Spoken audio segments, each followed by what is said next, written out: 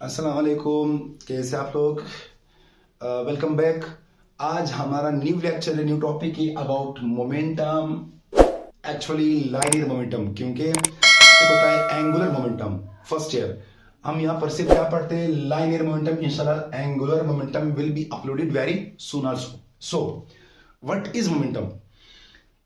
Momentum किसी भी body के अंदर, चलिए समझते हैं इसको पहले। फॉर एग्जाम्पल आपके पास एक बॉडी है, let this is body of mass m and the body is in rest, state of rest. तो क्वेश्चन है, क्या इस बॉडी के अंदर कुछ मोशन है? The answer is no, in there is no motion in the body.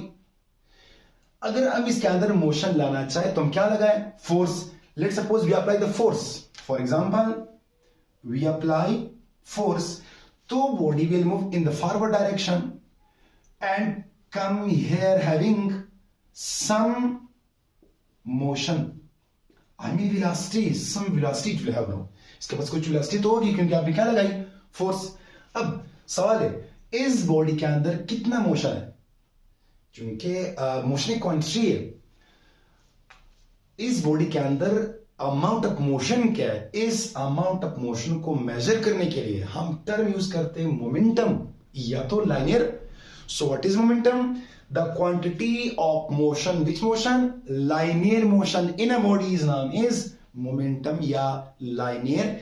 किसी भी बॉडी के अंदर मोशन, कितना मोशन है? फॉर एग्जाम्पल दो सिमिलर बॉडीज आ रहे हैं, एक स्लो एक फास्ट। अगर आपसे कोई पूछ ले किस बॉडी के अंदर मोशन ज्यादा है, तो डेफिनेटली आप क्या बोलोगे?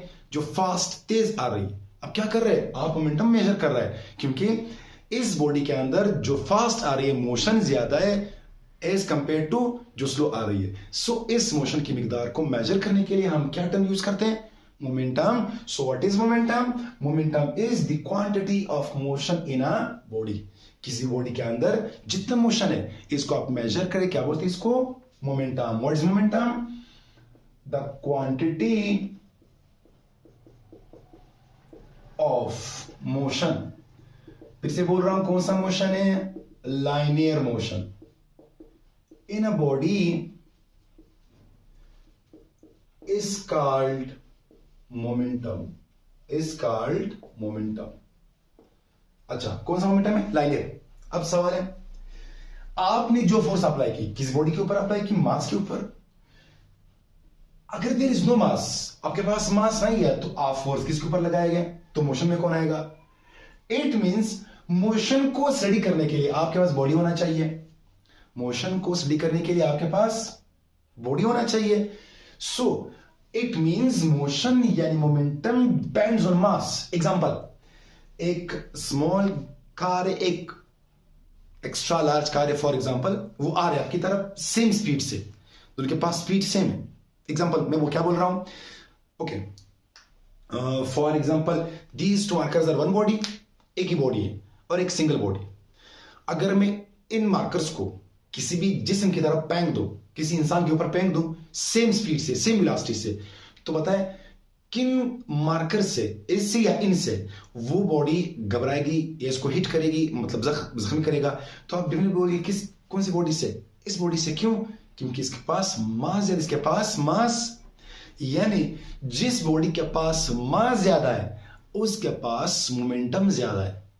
जिस बॉडी के पास मास ज्यादा है इस बॉडी के पास इनर्शिया से भी आप समझ सकते हैं, this body has more inertia as compare to, therefore to oppose this body you must apply extra more force than this one. It means this body has more inertia as compare to this body. इस body के पास inertia ज्यादा है और इस body के पास inertia कम है। So and momentum depends first of all on mass. So the first factor on which momentum depends is मास।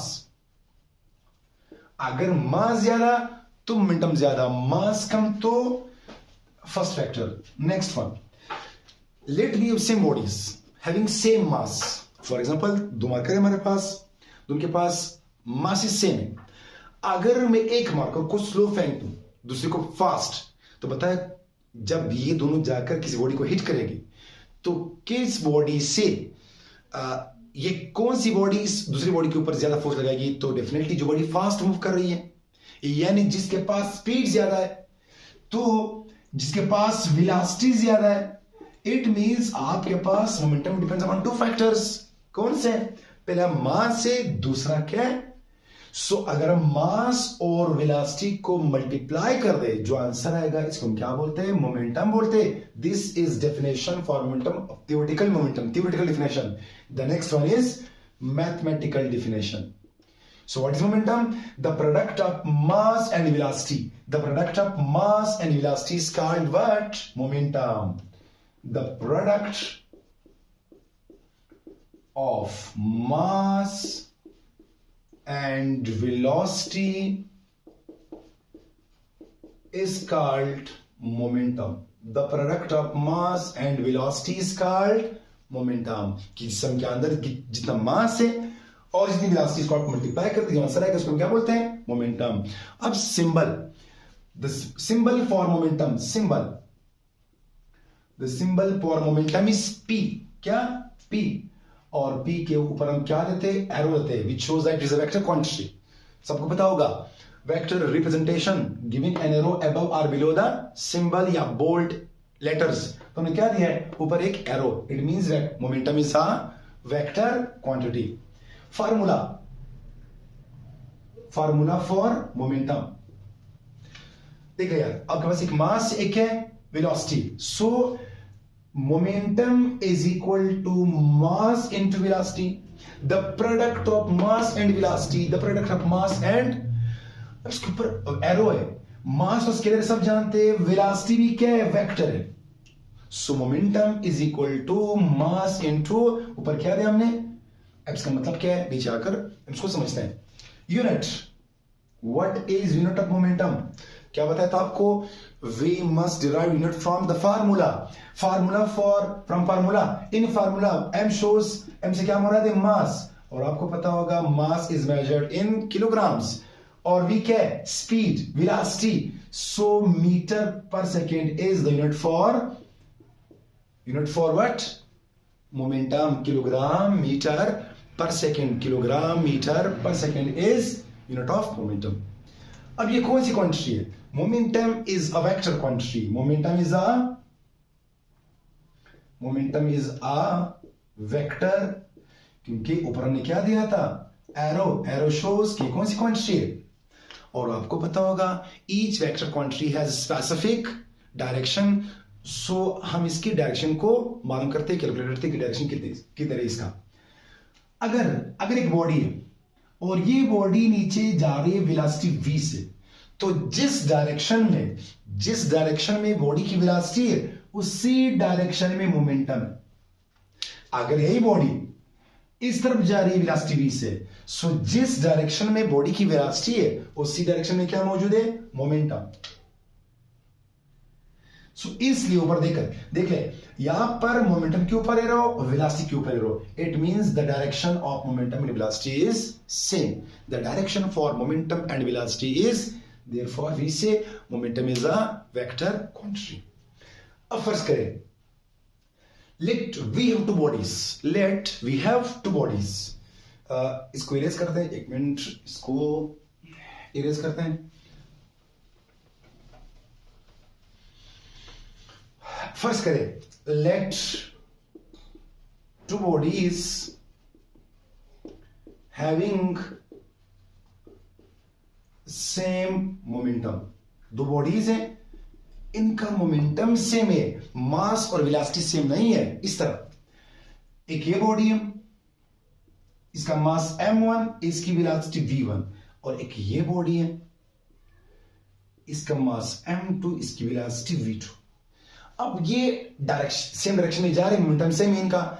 यानी अगर ये m1 ये v1, तो क्या ये p1 ही बनेगा, और ये क्या? p2. ऊपर कंडीशन क्या बोल रहा है? कि having same momentum, not same mass, not same velocity, having same momentum, having same. So बोल रहे कि p1 is equal to p2 according to the given condition. p1 is equal to, अब वैल्यू पर p1 कीमत कितने हैं? m1 v1. ये देखें m1 v1 is equal to P2 m2v2। अब मास को मास के नीचे शिफ्ट करें, वेलोसिटी को वेलोसिटी के नीचे, सो आपको मिलेगा m1 upon m2 is equal to v2 upon v1। आपको एक कंडीशन मिलेगा। अब इससे क्या मुराद है, व्हाट दिस फार्मूला शोज। देख यार, ऊपर m1 नीचे v1, नीचे m2 ऊपर v2। इससे मुराद के मास और वेलोसिटी हैज इनवर्स रिलेशन।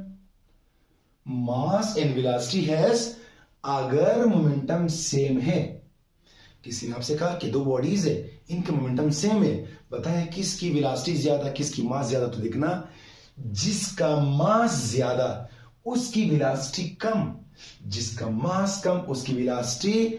अगर मोमेंटम सेम है तो, अगर मोमेंटम सेम है तो तब, अगर सेम नहीं है तो ये गलत है। फिर सो हम बोलते हैं कि मास एंड वेलोसिटी हैज, तो बताए इसका मास m1 कम तो v1 ग्रेटर, इसका मास m2 ग्रेटर तो v2 लेसर, क्योंकि इक्वल सेम मोमेंटम।